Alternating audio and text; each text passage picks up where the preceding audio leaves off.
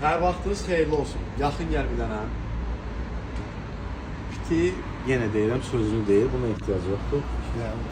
Şirəli dana. Gözəlliyinə bax bir dənə. Duruşuna bax bir dənə, möhtəşəm. Qaymaq. İndi buna bax bir dənə. Noxuddu, közdə, öz yağında. Sizi inandırım ki, heç bir qatqı yoxdur və heç bir yağ vurulmur. Yəni, ətin öz yağı ilə və demirəm də, sirri pozulur. Hər şeyin Çox möhtəşəmdir. Gəlin, yeyin, için əylənin. Buna bax, sən hələ bir dənə qolun şeyini gözlə. Usta, bunu da göstər, müştərilər gəlir, qulluq eləmək lazımdır. İmişli qovurmasına bax. Aycan.